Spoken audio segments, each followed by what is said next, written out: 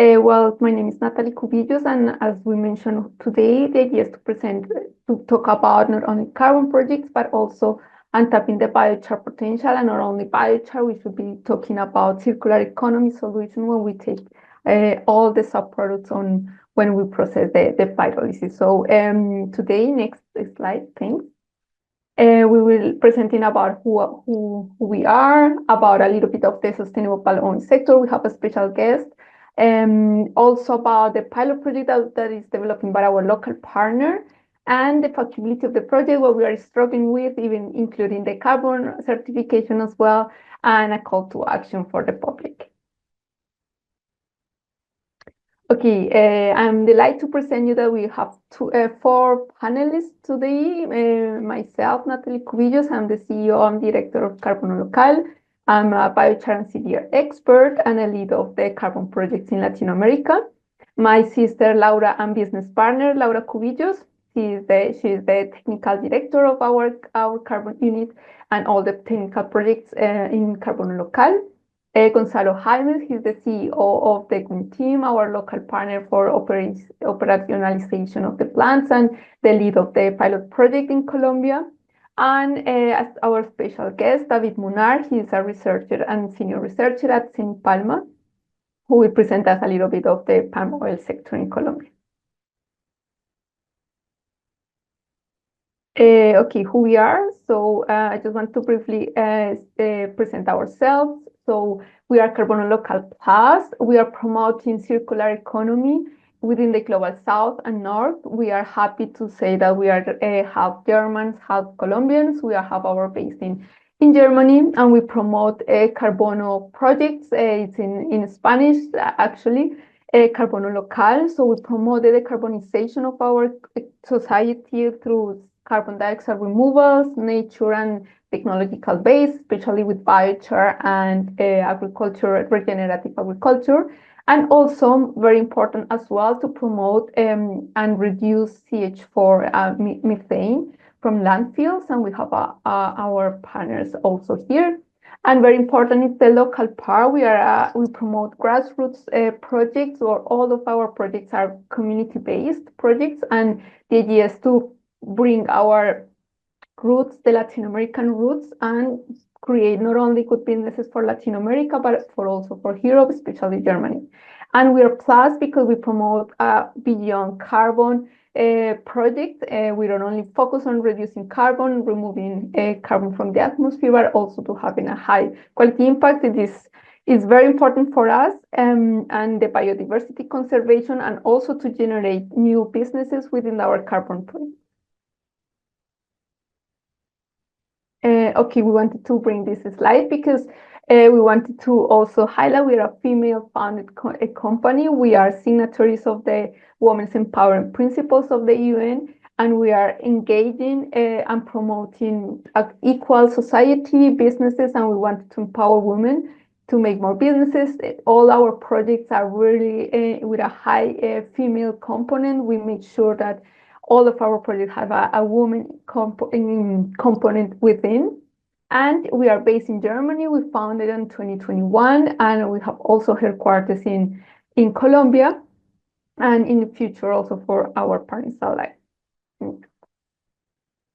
We wanted also to introduce to our investors and partners. Our first main investor is CH4 Climate and Alive, who is our partner to promote CH4 reduction projects and to promote a circular economy. Let's say activities within Latin America as well. And our main investor is for our carbon project, who is Carbono Vivo, that is in the next line. We promote, and we have the first carbon project in Colombia for agriculture and regenerative removals, CDR. And First Climate is our ally in this. Green Team is our local partner for biochar production and biochar projects in Colombia, and we hope that we can boost biochar within the Latin American sector and also in other latitudes, but mainly in Latin America. And we are also official implementators of the zero waste standard, and we promote zero waste economy and results tools to the companies and also communities. And last but not least, we are part of the experts from the GHZ, the International Cooperation Agency in Germany, to promote and to give free capacitations and local communities and organizations in our home country, Colombia. Next one. Okay, to give you a brief introduction about the palm oil sector, we are within the top 5 countries of palm oil production, and the first one in Latin America. So you can imagine that is why we wanted to bring this topic, because there is a lot of residues that we have to produce, to valorize, and even we should eliminate the word residues because of waste, because actually in nature nothing is waste. Next one. Okay, just to briefly context about the residues in the palm oil sector. So we have around 1/3 that is biomass. We have humidity, or another one third and crude oil and kern. So we have a really huge amount of residues that, for our pilot project, we are using the fiber that is also around 1/3. 50% are our empty fruit bunches, and we have also kern shells that we use within the project, and like a little bit, very few portion of ash. Okay, just want to invite our special guest. So, Okay, David. thank you, Natalie. Can you hear me? Yes. Okay, good afternoon, everyone. My name is David Munar. I am researcher for Senipalma. I am glad to participate in this webinar. Today, I'm going to talk about the sustainable production of crude palm oil in Colombia. We'll start with discussing the national circumstances surrounding palm oil production. Next, we see carbon footprint of Colombian palm oil, deforestation monitoring system, low carbon practice for oil palm sector, and opportunities for byproduct SAF and biochar. Next. Who is Senipalma?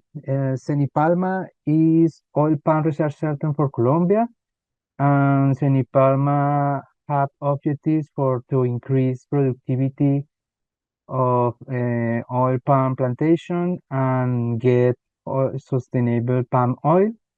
And Senipalma have a research strategy lines for the investigation.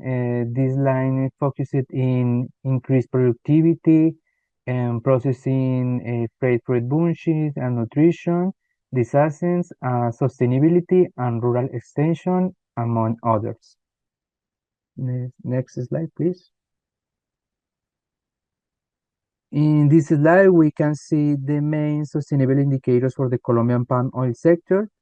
Here, I present some key sustainability indicators for the palm oil sector concerning environmental performance.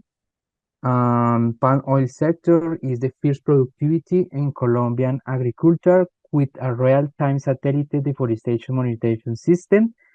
Is in partnership with Satelligence, and deforestation study from Colombia showed that the area cultivated with oil palm in Colombia is 99% deforestation free, and current and the sector has also signed the zero deforestation agreement. Currently, 58% of palm oil production in Colombia come from companies that have signed this agreement. In the right figure, you can see the real-time satellite deforestation monitoring system. This help to reduce this bad practice and occurring the sustainable of biomass and palm oil. Next slide, please. And this slide you can see an study of World Bank and IECCC. In this show the results from this study. for analyzing palm deforestation assessment in Colombia. The results showed that 0.12% rate of deforestation in Colombia is caused for oil palm. This result, according to National Study Deforestation, that showed that 99% of the oil palm cultivation is deforestation free. Next slide, please.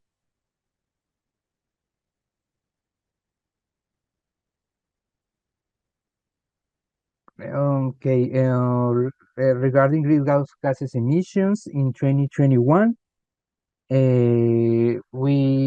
we did a life cycle assessment in Colombian palm oil.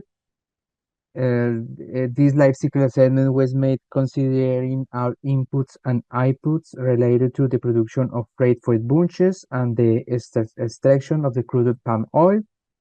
As a result, it was determined that the carbon footprint of Colombian palm oil is 182 kilogram dioxide carbon equivalent per ton of crude palm oil. Additionally, companies in the sector are engaged to reducing resource consumption and applying circular economy concepts in their palm oil mills. Natalie, back the slide, please. Currently, 24 mills have a composting system, 40 mills have biogas capture and utilization and use systems, uh, eight, 18 mills have generation and cogeneration system from biomass, and 7 palm oil companies generate electricity from biogas. This data is for 2021. In 2020, in 2024, I have around a, 19 mills with covered pumps for biogas capture. Next slide, please. Respect the production practice to reduce the greenhouse gas emissions. Primary focus should be in biogas and methanol captured in a wastewater system of palm oil mills. Second practice is focused in efficient use of chemical fertilizer, reduction of nitrous oxide emissions, and the use of low greenhouse gas emission fertilizer. This is focused in applying for air fertilizer, right sources, right dose, right time, and right place for to reduce greenhouse emissions. All this practice is focused are focused in increased productivity or of our oil palm crops. Next slide, please. For the inventory, the life cycle analysis inventory for 2021 year, the inventory covered 53 palm oil mills, and this represent 1.48 million tons of crude palm oil. Uh, that equivalent to 80 85% of the crude palm oil produced that year. In the plantation stage, we have 269 plantations corresponding to 2.86 million tons of fresh fruit bunches produced, which represent 36% of the fresh fruit bunches produced for the year 2021. Next slide, please. Compared to other countries, Colombian palm oil carbon footprint is significantly lower than Malaysian and other vegetable oils. This highlights the lower carbon footprint of Colombian palm oil. However, we must continue implementing strategies to reduce greenhouse gases emissions in the palm oil sector. These findings confirm that Colombian palm oil and biomass are sustainable, offering opportunities to access new markets and business models for renewable production. Next slide, please. Thank you. Thank you. Thank you very much. Thank you, Gonzalo. Yes. Well, hello, everyone. I am Gonzalo Jaimes. So it's such a pleasure to be here around all biocharmers who joined us today. And thank you for the Green Carbon webinar, for this opportunity. It's always good to talk to biocharmers. I'm sure everyone here is trying to put their little grain of sand in having a better world. So I'm sure we are with the right audience today. So I'm here to tell you about our company, Green Team. Green Team is a biochar producer. Sorry. We are located here in Colombia. Perhaps David's presentation will change your perception next time you're in the supermarket getting some oil palm from Colombia, to make sure that it's a safe oil palm for everyone to consume. Right, so let's talk about Green Team. Green Team grabs the residues from the oil palm extraction, and we work with different feedstocks to produce biochar. So let's see what the process is about. Basically, we have our own reactor of pyrolysis.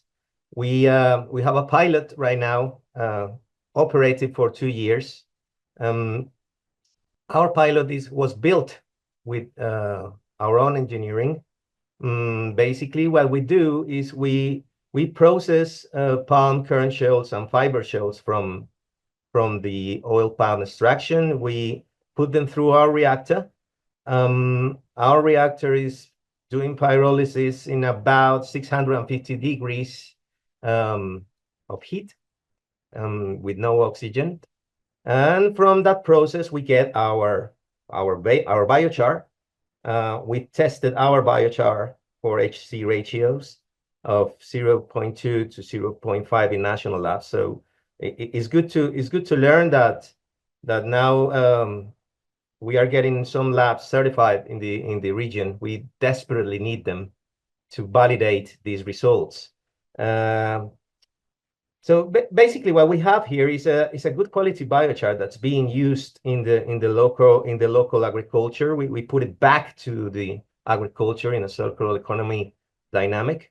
From the process, we also get some bio oil that you see. There's a small picture of it there, and we have our pyrolytic or wood vinegar, if you like. It's such a beautiful wood vinegar that we have right now. It has a lot of nice particles, and it's a great fertilizer, organic fertilizer for the agriculture economy. And also from the process, we get some syngas that's re-injected into the pyrolysis process. So basically that's it. But maybe that's the way that for everyone who knows about an industrial pyrolysis process, that's basically how it works. Right. This is the picture of our reactor. I have it here in the back. Green Team is the plant operator for this pilot. We've learned a lot from the process of making biochar. For everyone who's done it in an artisanal way or in an industrial way knows that it's such a difficult thing to make quality biochar. But it's been a great experience to do it. This plant has been producing biochar from 2 years now. Its capacity production is 800 tons a year of biochar. And we know that there's a lot of technology improvements for for the process needed. Right now, Green Team, and along these 2 years, we've learned a lot for it, and we are ready to actually implement a larger scale project. Next slide, please, Natalie. Okay, so the products obtained. We have our biochar. There's me holding some of our biochar in my hand. That biochar, it's getting sold to the palm plantations. It's being studied for different uses also in local industries. We have the wood vinegar in the right.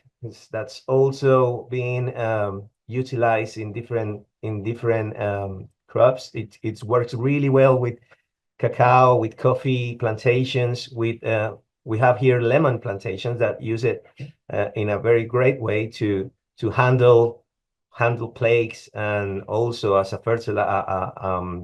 foliar fertilizer. And we have our bio oil. The bio oil is right now being under investigation for the production of jet fuel or SAF. It's a very how do you call it? It burns really well. It has a lot of properties that need refinement, but it's a second generation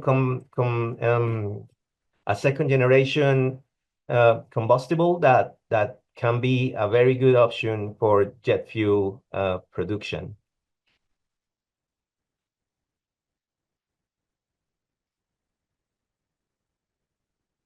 Right. These are some of the uses that we have alongside some of our allies here in the local region. Basically, well, we all know that biochar it needs a lot of it needs to be like well studied, and needs to be well formulated to actually do its job. So we have joined forces with local agronomists to actually know what our biochar is good for, and get the right formula to improve and to better some of the crops and some of the plantations, and get good results. So we have here a before and after application. This is a very young oil palm tree. It has nothing put it on that on. It has, you know, the local normal fertilization process, and after 6 months of applying biochar with microorganisms, compost with the right studies, it has shown a lot of improvement in its foliar development, and also, well, hopefully in its future production. Also, we are doing great controls of PC in our, which is it's a sickness that we have in the local, and it's very hard to manage. And biochar is actually doing a great response for it. Great, thank you. Thank you, Gonzalo. Hi, everyone. My name is Laura Cubillos. I hope you can hear me well. We were talking about, I'm the co-founder of Carbono Local. That's other of the panelists. We were talking about here, Gonzalo was talking about the waste to oil, no, like the potential of producing sustainable aviation fuel or other fuels from this bio oil, because that's been like the challenge, or how to make use, no, of all the products that this pyrolysis, this biochar production give us. No, well, just to give you a context, what would be the process of producing a SAF, or like a fossil fuel? No, it needs a refining, a hydrotreatment with hydrogen, high pressure hydrogen, and distillation in order to obtain this difficult certification. Of course, you need to have some blendings and some standards, but that would be the cycle, like the CO2 cycle, to produce some energy generation and high valuable chemicals and other fuels. Which one are the challenges that we're facing in order to find this piloting, or what we have been talking with some local partners? No, the bio oil faces some challenges in stability and quality due to its corrosive and acidic nature. So it's a challenging to storage and refining. That's like what the piloting has been giving. The upgrading cost, not just refining, the use of high pressure hydrogen for the hydrotreatment. It's as well very costly.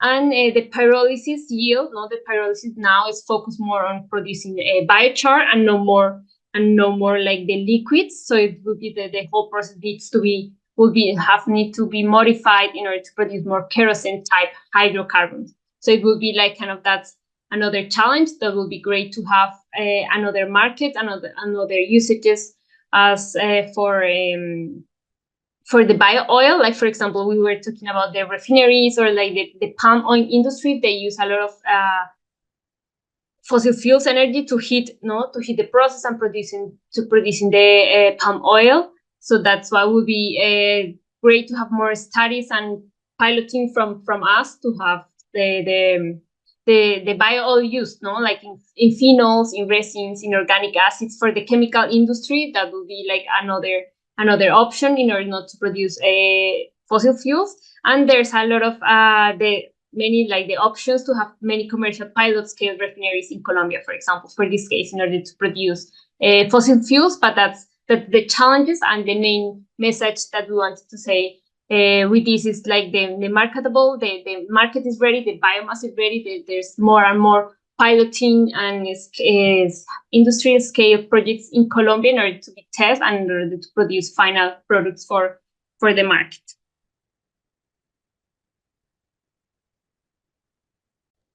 Okay. Well, thank you. Then I will continue, because this about how we're just trying to make this the project feasible. The idea is to do not depend, not to find the right balance, because we need above all that the project is feasible for all the parties, that we are creating a win-win project. Just having a look at the time. So that is why we are trying to like this graph how to find the financiability of the project. Next.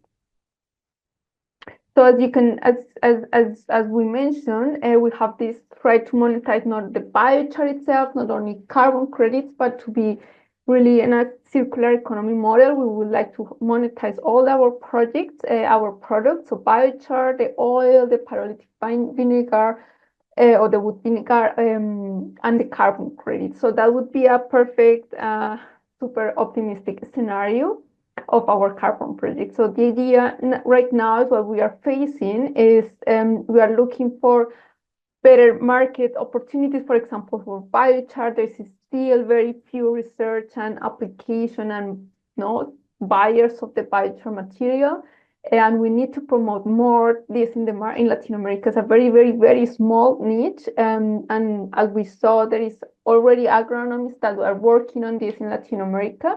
But we need to increase this new market, because otherwise this project will take off.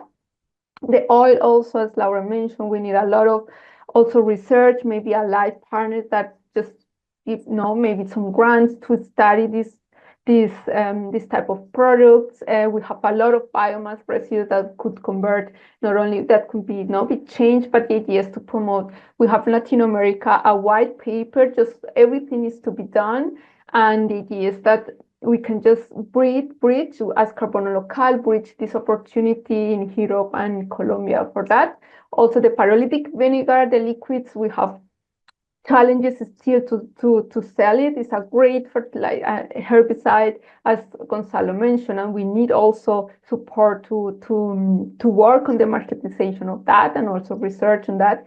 And most of all, we're aiming that it's a carbon credit project.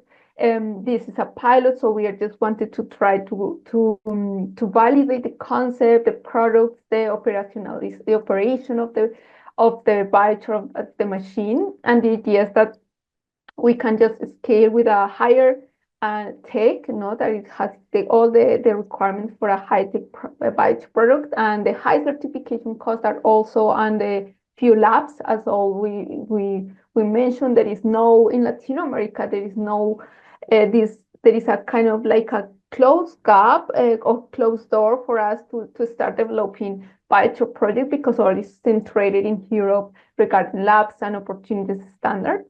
And also we were discussing the permanence and digital and monitoring of the biochar on the field. That is what we are trying to also to make it more holistic, and to say, okay, how we can just guarantee, and according to their methodologies as well, that we can just guarantee the permanence in our application.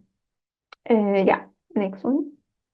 So just to finalize, that we have this pilot project, this this conceptualization, the validation of the concept of the operation of the biochar, and we will open the doors. Also, this is the call to action. We are aiming to also, we have the great partners in the ground. The palm oil, as we mentioned, we don't have no deforestation on the tracks of the most of the palm oil producers in Colombia.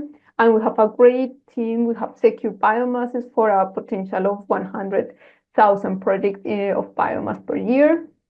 So we are, of course, in Colombia, more scalable in the old regions, and that is what we wanted to present. We have a great team. And next one. That we like that's the invitation to say we have also to the partner for our monitoring is Crystal Trade, a French company, and that will be the main parties of the potential future setup of a real and scalable project. Okay, that just some finishing. So thank you for hearing us, and we are committed to not to decarbonize the agricultural sector, especially the palm oil, and recarbonize our soils. And happy to answer your question. Thank you very much, Natalie, and also the whole team, Gonzalo, Laura, David. Very interesting to see what you're doing there. If there are any questions, please write them into the chat. I have one for Gonzalo actually, because I saw that you have a bit below 50% of carbon in your biochar.